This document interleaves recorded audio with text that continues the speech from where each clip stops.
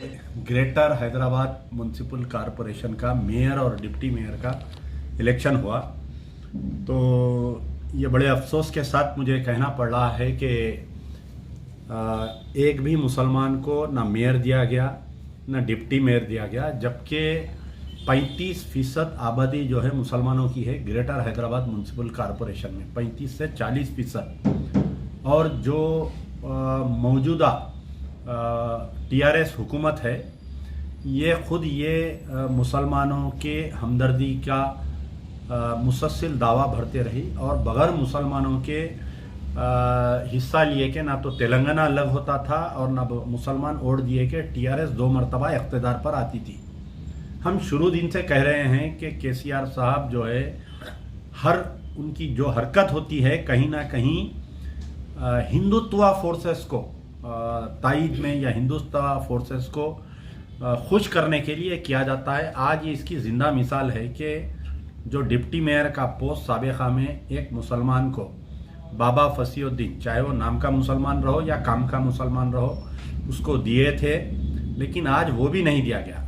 एक very pre plan तरीके से केसीआर साहब जो है, पहले केसीआर साहब ये किए थे कि मेयर के पोस्ट को बीसी वुमन रिजर्वेशन किए ताकि कोई मुसलमान वहाँ पर नहीं आना। उसके बाद में ये किए कि डिप्टी मेयर का पोस्ट भी जो है मुसलमान को नहीं दिए, बर्खास्त कर दिए। अब यहाँ पर केसीआर की जाफरानी चड्डी जो है ये बिल्कुल बाहर आ गई है, खुलेआम पर बाहर आ गई। अब रही बात मजलिस इत्तेहादुल मुस्लिमीन का, जो बड़े बड़े दावे करते थे मजलिस इत्तेहादुल मुस्लिमीन के लोग, ख़ास तौर पर असदुद्दीन ओवैसी, अकबरुद्दीन ओवैसी पुराने शहर के तकारीरों में ये कहते थे कि शहर हमारा, मेयर हमारा, हम जिसको चाहे उसको लिटा सकते तख्त पर, हम जिसको चाहे उसको बिठा सकते। ये तख्त पे लेटने की ताकत कहाँ गई? आज खुद तख्त पे लेट गए।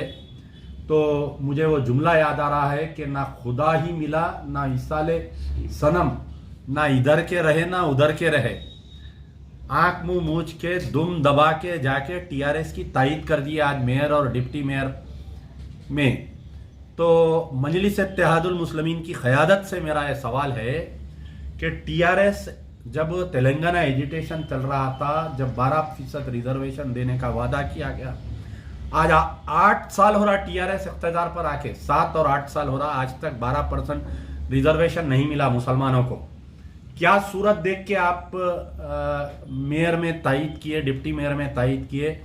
आज मजलिस इत्तेहादुल मुस्लिमीन के क़यादत असदुद्दीन और अकबरुद्दीन अवाम के सामने जवाब देना चाहिए, ख़ास तौर पर मुसलमानों को जवाब देना चाहिए। वक्फ कमिश्नरेट लाते बोले, आज 8 साल हो गया, वक्फ कमिश्नरेट नहीं लाए। तेलंगाना में सैकड़ों करोड़ों रुपए के वक्फ के जायदातें तबाह हो गए। किशनबाग कम्युनल राइट्स में जो सरदारजियों से हुआ था, 4 मुसलमानों को गोली मारकर उनको शहीद कर दिया गया, उसके ऊपर कमीशन बैठा था। आज की तारीख तक वो कमीशन की रिपोर्ट टेबल पर नहीं आई।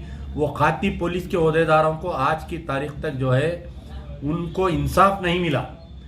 और मुस्तफ़ाउद्दीन जो आर्मी गैरिसन में जिनको मारा गया, वो आर्मी गैरिसन में आज की तारीख तक वो फौजियों को सज़ा नहीं मिली। आलेर एनकाउंटर में अदालती तहवील में 5 मुसलमानों को शहीद कर दिया गया। एनएचआरसी की रिपोर्ट आई कि एनकाउंटर फेल हो गया। कम से कम उन 14 को इंसाफ दिलाने के लिए मजलिस की क़यादत जो है, मजलिस की क़यादत शर्त लगाना था कि हम मेयर डिप्टी मेयर में उसी वक्त पे हम तायद करेंगे टीआरएस की, अगर एनएचआरसी की रिपोर्ट जो आलेर एनकाउंटर को फर्जी करार देते हुए उन खाती पुलिस ओहदेदारों को सज़ा देना और मजलूम जो 5 लोग मरे मुसलमानों के अफराद ख़ानदान को इंसाफ दिलाना, वो भी नहीं किया गया। सेक्रेटेरिएट की 2 मसाजिद आज की तारीख तक अभी तक कुछ नहीं है, खाली वादे, ज़बानी जमा खरच, तायद में बयानात, उलमा मशाइखीन को ले जाना और सीएम के दरबार में जलील कराने के हटके और कुछ नहीं है। एक खाना मस्जिद शहीद हो गई। असदुद्दीन ओवैसी अंबरपेट की तकरीर में बोले कि हम मस्जिद को नहीं भूले, तो आज टीआरएस की तायद करते वक्त मस्जिद क्यों याद नहीं आई? कोत्तागुड़म फॉरेस्ट एरिया में मस्जिद को शहीद कर दिए, आज तक वो मस्जिद का अमला ऐसा ही लटक रहा है। नारायणपेट में आशूर खाने को शहीद कर दिए, वहाँ का टीआरएस का जो सरबराह है, वहाँ का जो चेयरमैन है, खुद ठहर के पूजा करके आशूर खाने को शहीद किया। आज की तारीख तक वो आशूर खाने का कोई मसला हल नहीं हुआ, तो आखिर क्या देखकर, क्या ले देकर मजलिस की क़यादत कौन से वक्त की ज़मीन का मामला करके मजलिस की क़यादत असदुद्दीन अकबरुद्दीन टीआरएस की तायद की है, अवाम को जवाब देना चाहिए। आने वाले जुमे में मक्का मस्जिद में आइए असदुद्दीन ओवैसी और अकबरुद्दीन ओवैसी साहब आइए, जुमा नमाज के बाद में आप हलफ लेके बोलिए कि हम जो है टीआरएस के मेयर डिप्टी मेयर की तायद बगैर कोई चीज़ लिए दिए कि हम करें बोल के आप आकर बोलिए। क्या आप डर के तायद करें? क्या केसीआर साहब आपको ब्लैकमेल करके आपकी तायद हासिल कर लिए? क्या कुछ ले दे के मसला करें? अब अवाम के सामने आएंगे असदुद्दीन ओवैसी, बोलेंगे कि मैं बीजेपी को दूर रखने के लिए मजलिस टीआरएस को तायद किया। फिर वो इलेक्शन में वो बातें क्यों कर रहे थे कि हमारा टीआरएस से कुछ ताल्लुक नहीं है? वो केटीआर कहाँ पर है जो ये कह रहे थे कि एमआईएम एक कम्युनल पार्टी है? वो मुमताज अहमद खान साहब कहाँ पर है ये कह रहे थे कि केटीआर अभी बच्चा है? अरे बच्चा तुम्हारे बड़े अब्बा को डरा के तायद ले लिया, ये केटीआर बच्चा तुम्हारे सदर को असदुद्दीन ओवैसी को डरा के तायद ले लिया। तो आज अवाम को समझना चाहिए केसीआर की साबिका गलतियों की वजह से बीजेपी को 44 सीट आए, 45 सीट यहाँ पर आए, और आइंदा मुझे ये डर है कि केसीआर का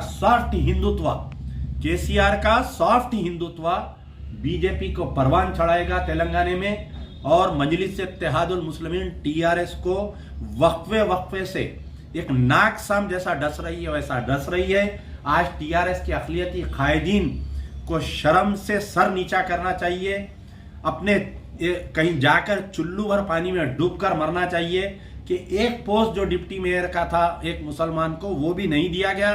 अब टीआरएस के अक़लियती कायदीन के लिए कोई जगह नहीं है, और वो जो डिप्टी सीएम जो होम मिनिस्टर का ओहदा है वो भी आने वाले दिनों में जब रीशफल होगा तो वो भी जाने वाला है। केसीआर बीजेपी पार्ट 2 बन गए हैं, और एमआईएम चाह रही है कि टीआरएस कमजोर होना और बीजेपी इख्तिदार पे लाना, इनका जो प्लान है इसमें एमआईएम भी कामयाब हो रही है।